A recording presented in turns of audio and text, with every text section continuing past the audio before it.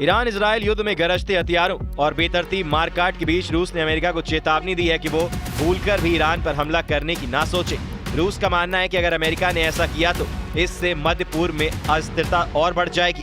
साथ ही साथ ये दुनिया को परमाणु संकट की ओर करीब ले जाएगा। रूस ने खास तौर पर इजराइल के ईरान की परमाणु सुविधाओं पर हमले किए जाने पर जताई है और इसे वैश्विक परमाणु संकट की ओर ले जाने वाला कदम बताया है। रूस खुद भी ईरान इजराइल युद्ध में तटस्थ बना हुआ है। वो ना तो इस संघर्ष में सैन्य रूप से शामिल होना चाहता है और ना ही किसी पक्ष को सीधे तौर पर समर्थन देना चाहता है। रूसी उप विदेश मंत्री सर्गेई रायबकोव ने अमेरिका को सीधी चेतावनी दी है कि ईरान पर हमला पूरे मध्य पूर्व को अस्थिर कर देगा। अगर अमेरिका ने ईरान में सीधा हस्तक्षेप किया तो यह पूरे मध्य पूर्व को हिला देगा। मॉस्को ने वॉशिंगटन से ईरान में सीधे दखल देने से बचने की अपील की है। रूस की विदेश मंत्रालय की प्रवक्ता मारिया जखारोवा ने इजराइल द्वारा ईरान की परमाणु सुविधाओं पर हमले को वैश्विक आपदा की ओर ले जाने वाला कदम बताया। इस हमले से दुनिया और परमाणु संकट के बीच मिलिट्री की दूरी रह गई है। न्यूक्लियर फैसिलिटी पर हमले हो रहे हैं। अंतर्राष्ट्रीय परमाणु एजेंसी ने इस नुकसान की पुष्टि की है।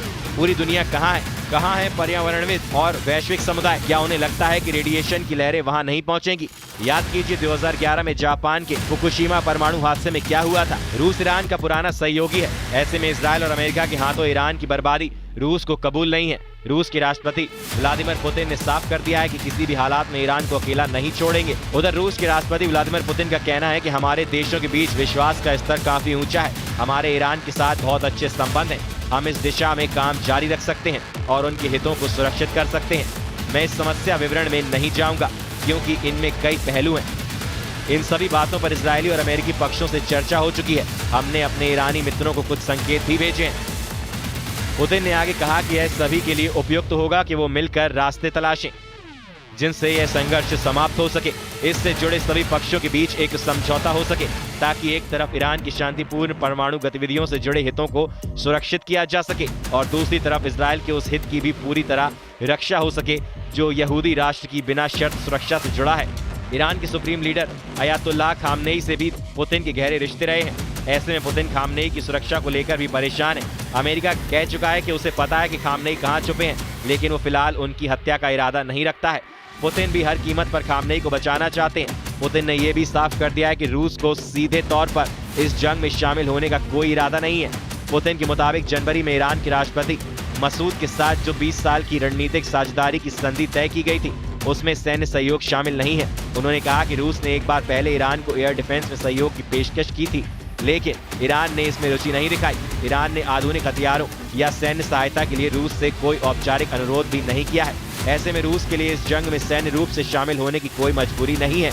हालांकि रूस इस युद्ध में मध्यस्थ बनना चाहता है। रूस ने अमेरिका को मध्यस्थता का प्रस्ताव दिया था जिसे राष्ट्रपति ट्रंप ने सुनने लायक तो बताया, लेकिन साथ ही ईरान की बिना शर्त आत्मसमर्पण की मांग भी रख दी। ईरान और इजराइल के बीच चल रहा युद्ध खतरनाक मोड़ ले चुका है। इजराइल के अटैक के बाद ईरान ने भी उसे करारा जवाब दिया है। ईरान ने इजराइल पर बैलिस्टिक मिसाइल से हमला किया है। तेल अवीव समेत ईरान के 4 बड़े शहरों को निशाना बनाया गया है। इसमें बर्शीबा शहर के सोरोका अस्पताल भी शामिल है। ईरान के मिसाइल अटैक में इस अस्पताल में भयंकर तबाही मची है। इसके अलावा ईरान ने तेल अवीव, रमतगान और होलोन पर भी घातक हमला किया है।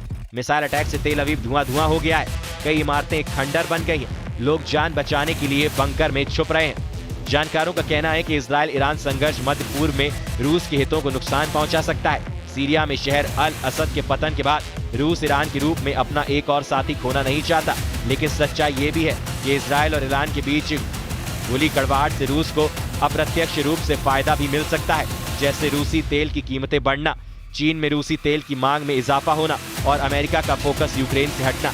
लेकिन मिडिल ईस्ट में फैले तनाव के बीच इजराइल ईरान जंग को लेकर रूस के राष्ट्रपति पुतिन का बड़ा बयान सामने आया है। रूस के राष्ट्रपति पुतिन ने कहा है कि वो ईरान और इजराइल के बीच मध्यस्थता के लिए तैयार हैं।